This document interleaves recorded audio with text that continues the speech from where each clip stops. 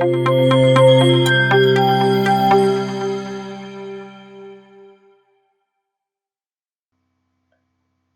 علیکم.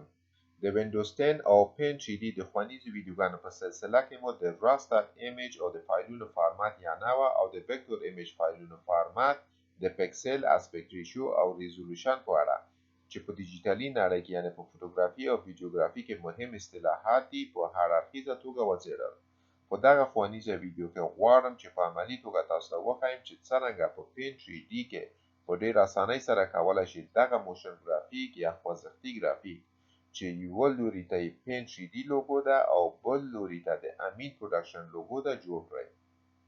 خو وړاندې تر دې غواړم چې د PNG او GIF فایلونو استعمال چې د نورو راستر ایمیجز ډولونو لکه JPG، BAMP یا BMP او TIFF فایلونو سره په توپیر کې استعمالیږي رڼا واچوم.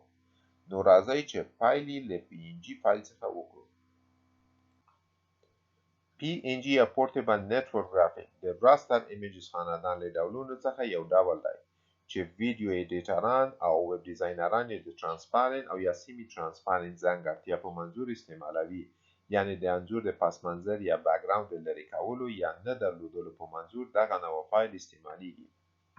خو GIF یا ګرافیک انټرچینج فارمات چې د راستر ایمیج نورو ډولونو په څیر یو راستر ایمیج یا انځور دی په انټرنیټي صفحو کې استعمالیږي چې 256 اندکس رنګونه لري چې کولای شي ډیر انځورونه یا ایمیجز یا هم فریمونه سره یو ځای کړي او همدا ځانګړتیا GIF فایل فارمات ته د موشن یا حرکت ورکولو ځواک ورکوي. دیمونستریشن لپاره بیا هم د پینټ 3D څخه کار اخلو چې یو راستر ایمیج اپلیکیشن دی. کانواس مو پرانیستی ده، نو تر ټولو لومړی د پینټ 3D لوګو په دغه کانواس کې انسرټ یا ځای پر ځای کوو. نو پر مینو باندې کلیک کوو او له ځوړنده شوي مینو څخه انسرټ ټاکو. له اړونده ډرایو او فولډر څخه فایل په نښه کوو. تاسو ګورئ چې فایل په کانواس کې انسرټ شو. اوس د لوګو د مقیاس کې تغییر راولو ترڅو د کانواس په مقیاس کې شي. نو له ټولو اړخونو څخه د کانواس په مقیاس لویوو او د کانواس په پراپرټۍ کې ترانسپارنت کانواس فعالوو. تاسو ګورئ چې د لوګو سپین پس منظر یا بیکګراوند حذفیږي چې همدا د PNG فایل ځانګړتیا ده چې دغه لوګو د سپین بیکګراوند نه پرته ستاسو په اختیار کې درکوي. اوس زه غواړم چې د پین 3D لوګو په منځ کې یو څه ولیکم.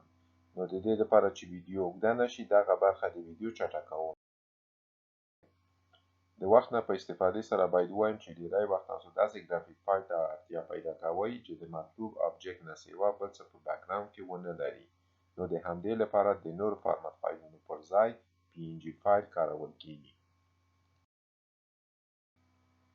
بیا هم د مینو له ځوړنده شوي لیست څخه انسرټ باندې کلیک کوو او له اړونده ډرایو او فولډر څخه فایل په نښه کوو څو په کانواس کې ځای پر ځای شي. اوس زه غواړم چې د همدې پین 3D لوګو په څټ کې د امین پروډکشن لوګو راولم چې د موشن یا انیمیشن پر وخت دواړه خواوې یې څرګندې شي. د فایل د انسرټ کولو ګټه دا ده چې انځور په کانواس کې د 2D آبجکټ په توګه ځای نیسي چې کولای شئ مقیاس یې د خپل ضرورت پر اساس وټاکئ او د عجز کولو څخه وروسته میک 3D باندې کلیک کړئ ترڅو یو مستقل آبجکټ ته واوړي او خپل وروستی کار هم پرې ترسره کوو چې د امین پروډکشن لوګو د همدې پین 3D لوګو څټ ته وړل دي. نو په داسې حال کې چې د ځای د اکسس نقطې باندې مو ماوس تڼۍ کېکاږلې وي ماوس ته حرکت ورکوو ترڅو د امین پروډکشن لوګو شاته واوړي او شاته په اوښتو سره د ماوس تڼۍ پرېږدو. په 3D ویو باندې کلیک کوو او د ماوس ښی تڼۍ کېکاږو او کانواس ته څرخ ورکوو ترڅو د لوګو څټ څرګند شي. اوس تاسو ګورئ چې د امین پروډکشن لوګو په افقي توګه الټه ده. نو د 3D سایډ بار پراپرټي کې فلپ هوریزونټال باندې کلیک کوو ترڅو لوګو سمه شي. دا و لومړی برخه د دغې ویډیو چې د PNG فایل سره کار کول و. اوس نو تاسو ته څرګنده شوه چې PNG فایل فارمات چې موږ ته آبجکټ ترانسپارنت راکوي څومره اغیزمن ثابتېدای شي او څرنګه چې موږ غواړو زموږ کار ته ظرافت ورکوي. اوس د ویډیو دوهمې مرحلې ته راځو چې د GIF فایل فارمات ثبتولو پړاو دی. تاسو به وګورئ چې په پین 3D کې څرنګه فریم بای فریم انیمیشن په اسانۍ او د کوم سرخوږي پرته ترسره کیږي. دا ځکه چې یوازې د GIF مووي ټایپ په ثبتولو سره پین 3D بیهایند د سین ټول کار په خپله ترسره کوي، چې برعکس په نورو پروګرامونو یا اپلیکیشنو کې لکه فوټوشاپ یا افتر افیکس ډیر کار غواړي، چې د مبتدي زده کوونکو لپاره به لږ ستونزمن وي. نو له مینو څخه سیو اس ته ټک ورکوو او بیا ایمیج باندې کلیک کوو. په پرانیستل شوي سایډ بار پراپرټي کې د سیو اس ټایپ څخه خپل د خوښې فایل په ګوته کوو. وړاندې تر دې چې د GIF فایل ثبتولو ته ورشم، غواړم چې د نورو راستر ایمیج فایلونو ځینې ځانګړتیاوې تاسو ته په ګوته کړم. کله چې PNG فایل ټایپ په نښه کړئ، نو لاندې یې اړوند آپشنې هم څرګندېږي، چې د ښودلو فریم سایز په پکسلو کې، واحد د اندازه ګیرۍ، او تر ټولو مهمه ځانګړتیا یې ترانسپرنسي ده، چې په غیر فعالولو سره سپین پس منظر یا بیکګراوند د لوګو شاته بیرته راګرځي، چې د لوګو ډیزاین لپاره هیڅ هم ښه نه ښکاري. د JPEG فایل ټایپ په نښه کولو سره تاسو ګورئ چې نور ټول آپشنې پر ځای دي، خو ترانسپرنسي غیر فعال ده، ځکه چې ترانسپرنسي د دغه فایل ځانګړتیا نشي کېدای. په همدې توګه د BAMP یا BMP او د TIFF فایل فارمات چې د ترانسپرنسي ځانګړتیا نه لري. خو د GIF فایل ټایپ هم د PNG فایل په څیر د نورو آپشنو ترڅنګ د ترانسپرنسي ځانګړتیا هم د ځان سره لري.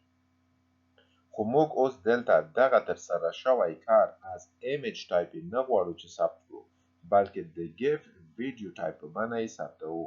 نو GIF ویډیو باندې کلیک کوو. په سایډ بار پراپرټي کې د ښودلو فریم سایز او د اندازه ګیرۍ واحدونو ترڅنګ لاندې د انیمیشن په کټګورۍ کې د لوګو د خوځښت لپاره ځینې ټاکنې شتون لري، چې خپلې اړتیا ته په کتو سره له دغو لیست څخه یوه وټاکئ. چې زه اوس همدا لومړی انیمیشن ټاکم، او د انیمیشن یا خوځښت د سرعت ډیرولو لپاره کولی شئ دغه ګنډه ښي او کیڼ لوري ته په وړلو سره سرعت یې کم یا ډیر کړئ. اجست انګل او فریمینګ باندې هم کلیک کوو، ګورو چې دلته څه لري. تاسو ګورئ چې دلته د فریمینګ کټګورۍ کې ځینې ټاکنې د فریم یا اسپیکټ ریشو لپاره شته، چې پکې ستاسو ویډیو ښکاره شي، لکه 16:9، 5:3، 3:2 او نور، چې همدې نمبرو ته اسپیکټ ریشو هم وایي. اکثره ویډیوې چې تاسو په هر پلاتفورم کې ګورئ، که هغه ویب وي، ټي وي یا فلم، د 16:9 اسپیکټ ریشو چې سټنډرډ اسپیکټ ریشو ده کارول کیږي. دغه لوګو انیمیشن ویډیو مو ډیره پلنه نه ده، نو کولی شئ چې 1:1 اسپیکټ ریشو ورته وټاکئ. انشاءالله یوه ځانګړې ویډیو مې د اسپیکټ ریشو په اړه هم چمتو کړې ده، چې په نږدې وختونو کې به یې اپلوډ کړم. کتل یې مه هیروئ. اوکې باندې کلیک کوو څو اجست انګل او فریمینګ کړکۍ یا وینډو وتړل شي. دغه لوګو انیمیشن په GIF ویډیو فارمات فایل کې ثبتوو.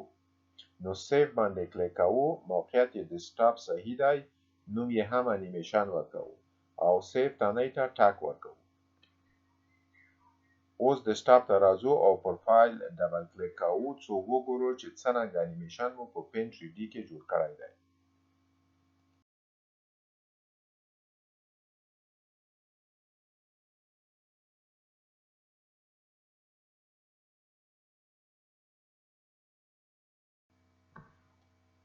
واو! دا ول د دغې ښوونیزې ویډیو محتویات چې تاسو ته مې وړاندې کړل. که چیرې ویډیو مو خوښه شوې نو لطفاً یې لایک او شیر کړئ، او که چینل مو نه وي سبسکرایب کړی نو لطفاً چینل سبسکرایب، ګیلې او زنګولې ته هم ټک ورکړئ، ترڅو د ټولو نویو ویډیوګانو څخه پر وخت خبر شئ. تر بلې ښوونیزې ویډیو ښې چارې.